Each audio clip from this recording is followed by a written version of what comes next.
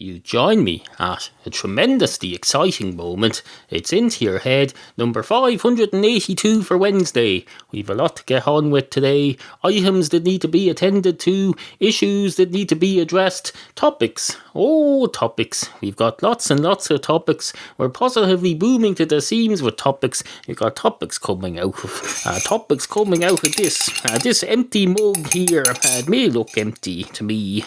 It doesn't look like anything to you because you can't see it, but I can tell you it's not empty. There's 2 drops of coffee at the bottom there. I probably won't drink those, or it if you refer to it as a blob. If you think of drops as a collective blob rather than individual drops, I suppose, because it's very hard to define a drop out of a piece of liquid until it forms. You can't say, oh, there's a half a mug of coffee. That's approximately 27 drops. There's 1 drop there over on the left. There's another one. No, you don't. The drops don't occur until they occur. When they drop out, then they become defined. It's just like the eggs. Eggs that come out of a chicken.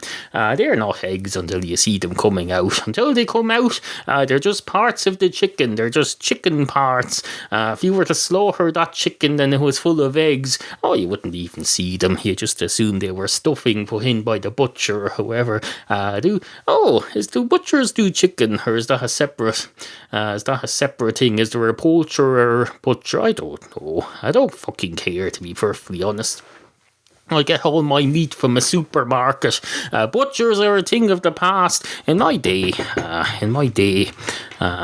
this is my day. What am I talking about? This is my frigging day. It's Thursday, 10:13 a.m. of a Thursday morning. This is my day. Stop living in the past. This is my day is now. The time is nigh, right nigh, as they say. As they used to say anyway.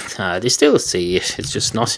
It's not those people's day anymore, it's mine. Not to say that you only get one day. You get more than one day in this life, you know. You get approximately, let's see, how many days do we get? Let's say I live to the age of 112. Just get my calculator app up. 112 times 365.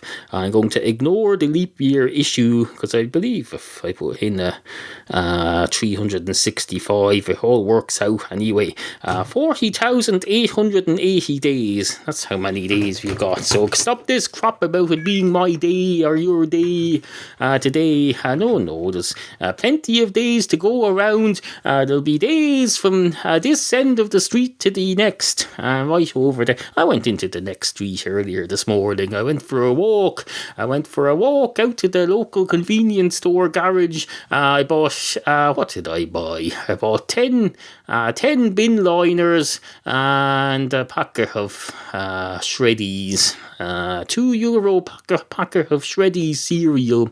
And then I came home and I saw the postman. The postman was just coming round the corner, so I slowed down. I don't like to be approaching my house at the same time as a postman or other visitors approaching my house, because that could be awkward.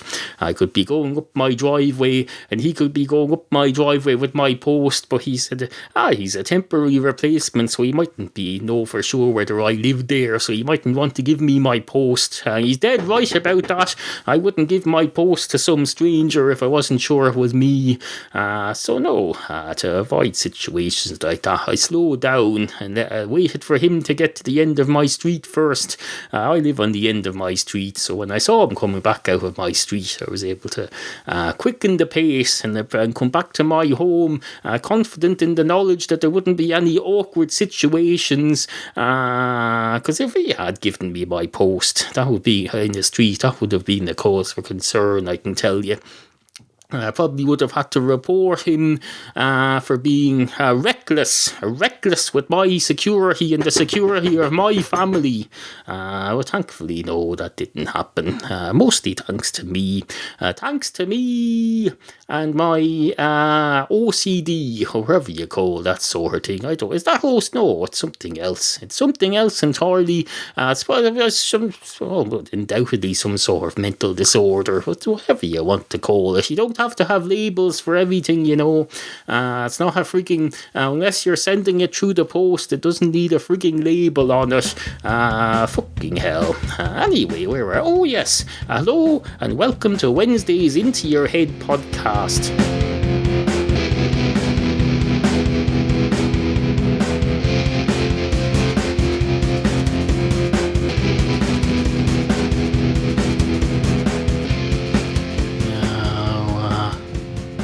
I know what you're thinking there.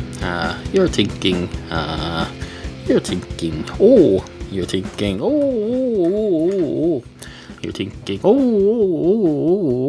you're thinking, oh Christ, not this again, not this again. This is so old. It's got fucking whiskers growing out. Well, you don't have to be old to have whiskers growing out of it, you know. You can take that from me as the owner of 8 cats.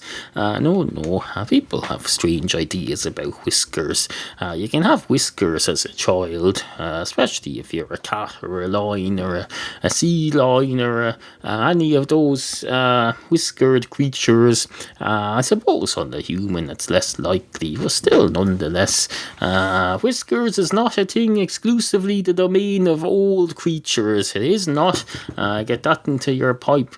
But I do see what you mean about that thing I said being old. I say it all the time. It's just a tool I use to get going. It's just like 2 cats walk into a bar, or monkey nuts. That's what they call them, monkey nuts. It's just a thing to get going, relax. It's just me sitting down, rolling up my sleeves, fiddling with my biro as I try and get going, I'll get through my first coffee of the day, switch on it's just like you going into your office. You have your commute to wake up. You have your entire commute where you can get yourself ready and prepared. I don't have a commute. I come in here and I have to do all the things in here that you would normally do during your commute. I have to pretend to be driving. I have a big window here. I can look out on the world outside and pretend to be driving, except it's not moving, unless you count the movement of the earth, I suppose.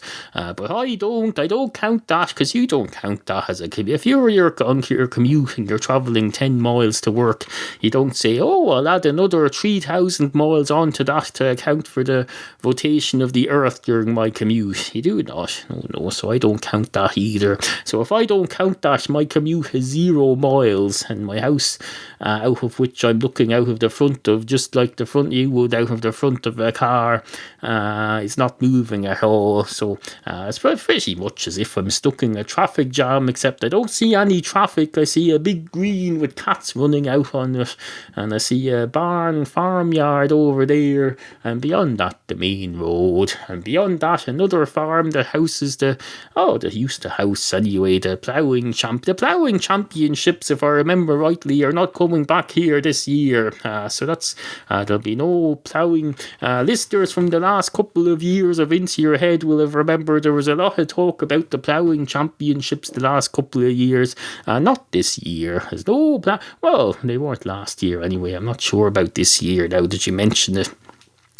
Suffice to say, we probably run that into the ground anyway. There's only so many things you can say about the ploughing championships, especially if you don't attend them. And I certainly didn't attend them. I did not. I'm not going to go over and watch people ploughing fields and selling farming products, and I don't know, having cow jumping competitions or whatever it is they do over there. I don't know, except it's been great for the town. Absolutely fantastic. My town is unrecognisable thanks to the ploughing championships, although the grass is growing back over there now, so I suppose it'll be back to normal soon enough. What else was I going to say to you? Nothing much of any importance. We don't always have something important, you know. This isn't a freaking company AGM meeting. Oh no, there won't be minutes there. Well, there will be minutes. I'll be putting show notes in the description, although how detailed they are on any particular day depends on my mood. The last couple of weeks of being lazy about them, I've just put Neal discusses blah blah blah at the end. But sometimes I'll put a complete listing. I'll say, let's look at a previous listing as an example. Let's see, Into Your Head 460. Let's have a look at this. That was a short one. Neal discusses overcomplicated antiques, running numbers concurrently, listeners who obsess over Leo Laporte, that would be Gamma Goblin from Cork, I assume, applying salt to ham sandwiches and lots more that explains why we'll all be millionaires by Christmas. Apparently I was in a short show notes mood that day, but there's an example for you. There's an example of what I'm talking about, and if you want further examples of what I'm talking about, just listen back to this and listen to what I'm talking about. That in itself is a prime example. The best example to illustrate a thing is the thing itself. People get a bit weird about this. They'll say, I'm explaining something to you here now for the last 5 minutes, but I'll need an example. You don't need an example, just do the thing itself. You don't need an example of a thing if you have the thing itself. That's why we don't need currency. If you want to give someone some wealth, just give them the wealth. Don't give them a representation of the wealth on paper. Just give them the wealth. Give them your cows and your houses and your labour or whatever else it is you want to exchange. Cut out the middleman. Cash is the middleman. You don't need it. You don't need credit or cash or any of these things. Although I suppose if I were to go down to the shop right now, I wouldn't need cash. Although I wouldn't, because I did all my shopping earlier, as I believe I explained. I got everything I need. There's an email from Lidl. My second one of this week. Presumably that's their Super Saturday specials, which I don't avail of. The last thing I'm ever going to do is go into a frigging Lidl on a Saturday, I can tell you. It's like going into hell the day after the world ends. No Christ, though. Nothing but crowds and arrogant people like myself, and people go around with their trolleys, bagging them all over the place, knocking everybody over, loud children screaming their heads off, parents screaming their heads off at loud children, all sorts of crap. No, I do not go to Lidl on a Saturday, I can tell you.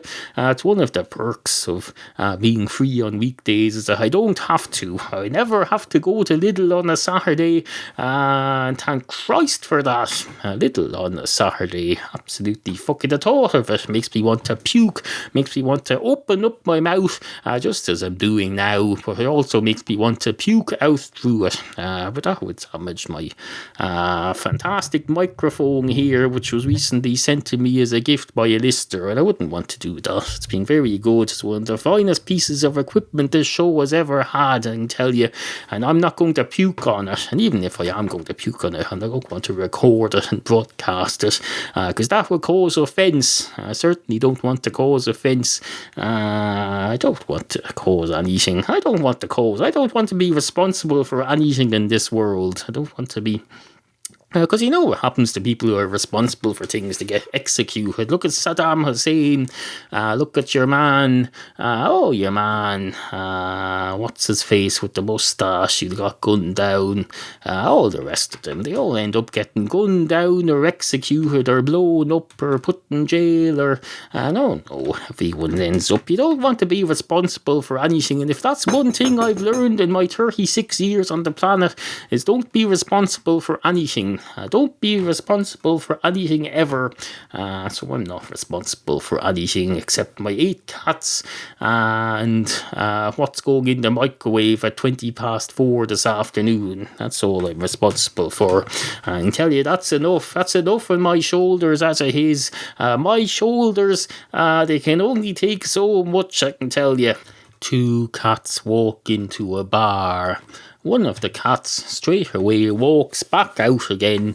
The other cat goes up to the bar and he says, "I'll have 2 pints of Guinness, please." And the barman says, "You will not. It's 1 pint per person at a time. We have a sensible drinking policy here, and there's only one of you here, so you're only getting 1 at a time." And the cat said, "But the other one is for my friend there, who's just sitting down there." And the barman says, "Oh, it's for your friend, is it? and what's your friend's name? And the cat says, he doesn't have a name. He's a homeless cat. Nobody's allocated him a name. Unlike humans, there isn't an automatic naming system for cats where you can go and get a name if no one's given one to you. And the barman says, but there's nobody sitting there. And the cat looks around, and then he goes red in the face. He goes all red-faced, and of course cats can't blush. So that's a bad sign. If a cat starts going red in the face, that's a bad sign. It probably means he's on fire. He's burning up 3,000 degrees. What's that? Is there a song? Something degrees. I'm burning up.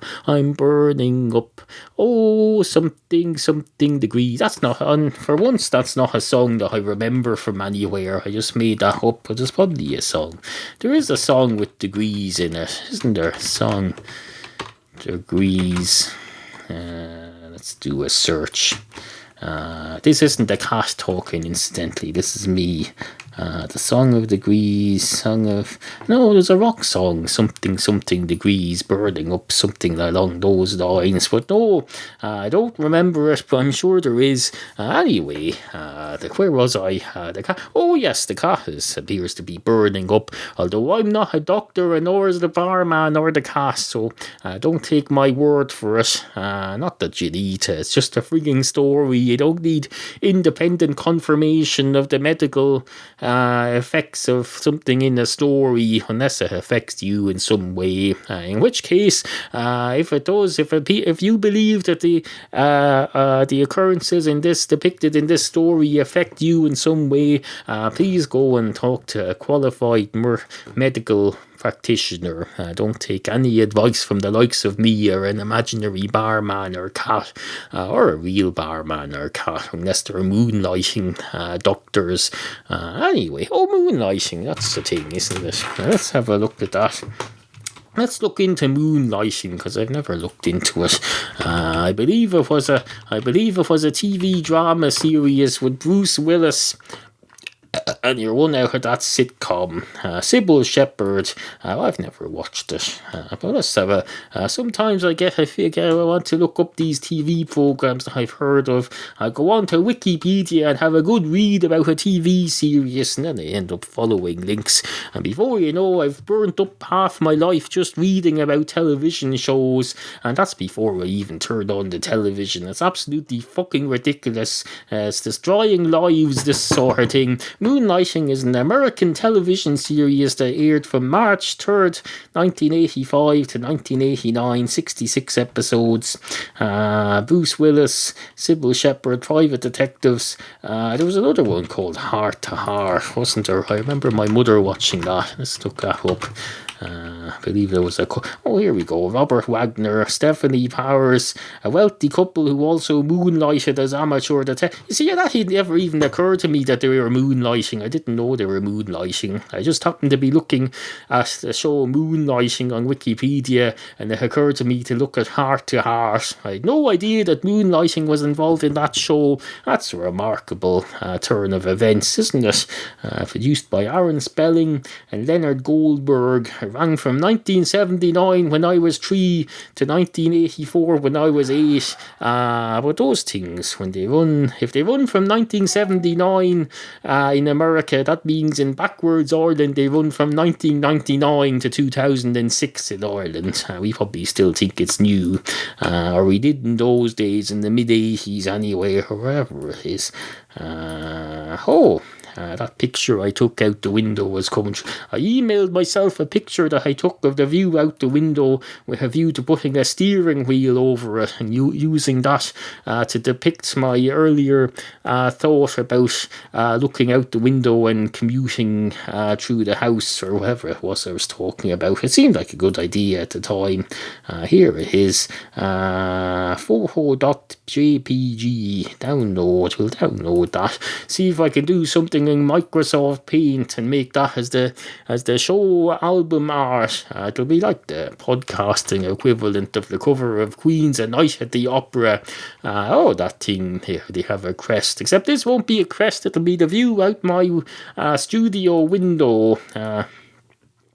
Let's have a look at this now. I suppose I should do this later. This is part of the production process. Shouldn't really be done during the show unless I'm in a hurry, which as it happens I'm not. I'm not in a hurry at all. This is next Wednesday's show and it's only Thursday, so we're well ahead.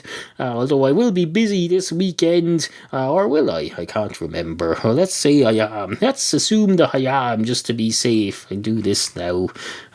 So we're in Microsoft Paint. A black steering wheel, I suppose. Select the circle. Fill solid colour black.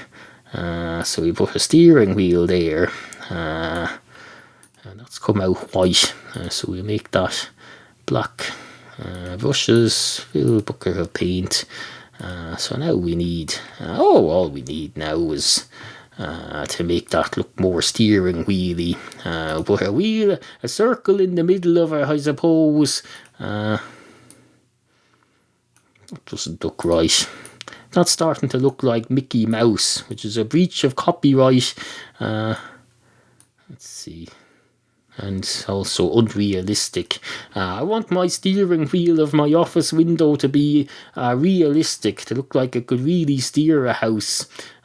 So I'll work on that later. Don't you worry your pretty little head about that. We'll work on that later.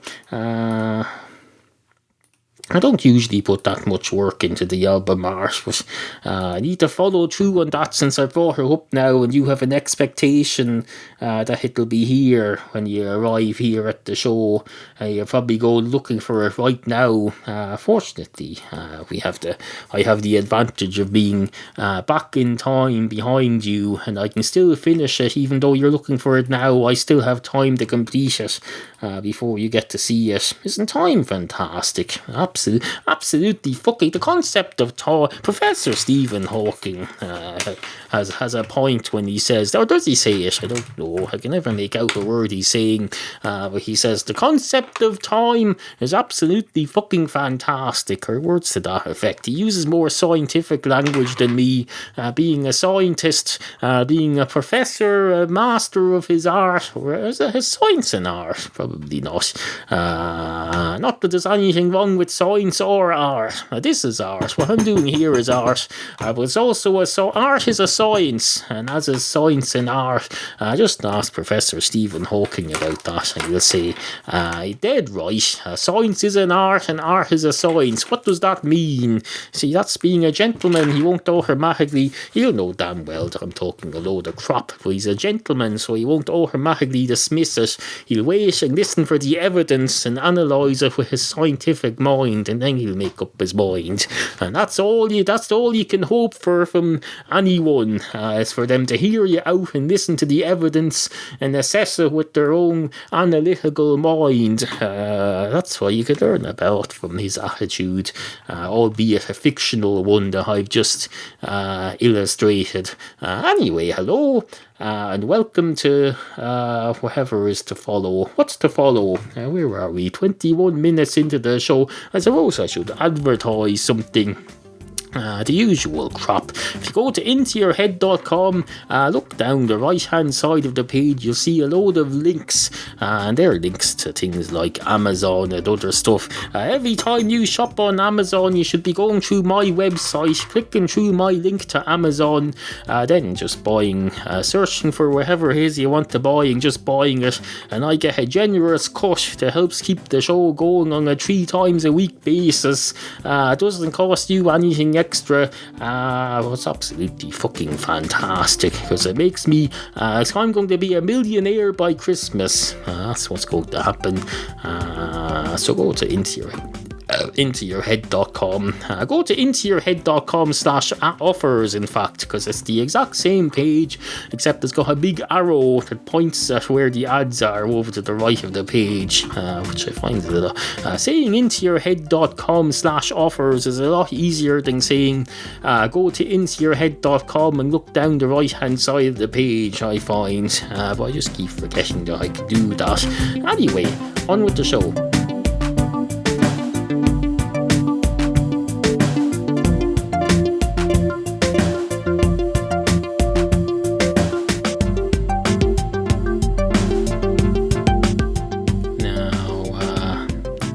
join me at a tremendously exciting moment. I've just had a urination break and I've come back from it feeling rather accomplished because I see we're already 24 minutes and 9 seconds into this half-hour show. Absolutely fantastic.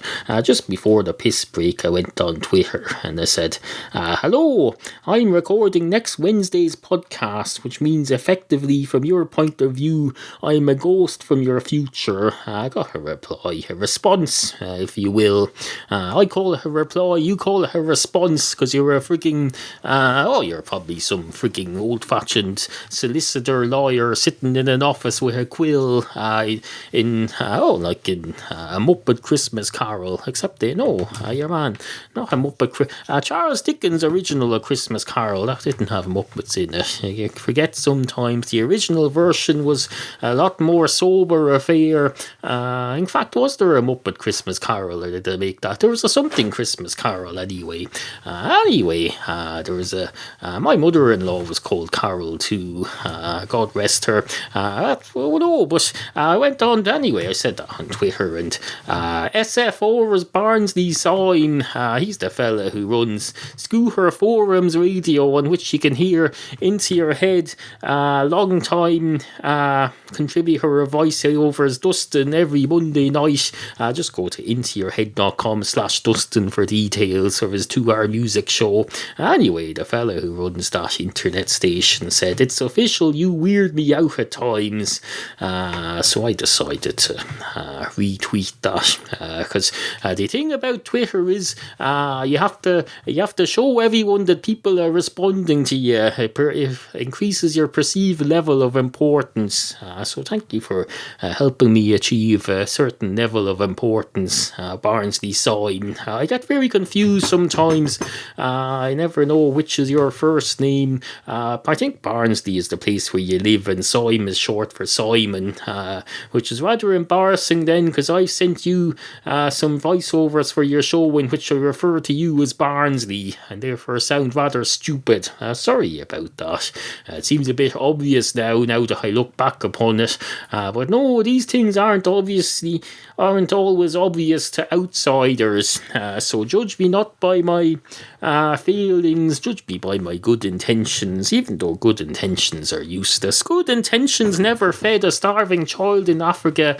Bob Geldof fed all the starving children in Africa by getting up off his arse and getting on the phone and saying, Phil Collins, will you please come to my concert in America, and will you please come to my concert in England on the same night, and fly first class across the Atlantic Ocean between the two, thereby encouraging billions of people to contribute money to my fund, which we'll use to feed the starving in Africa.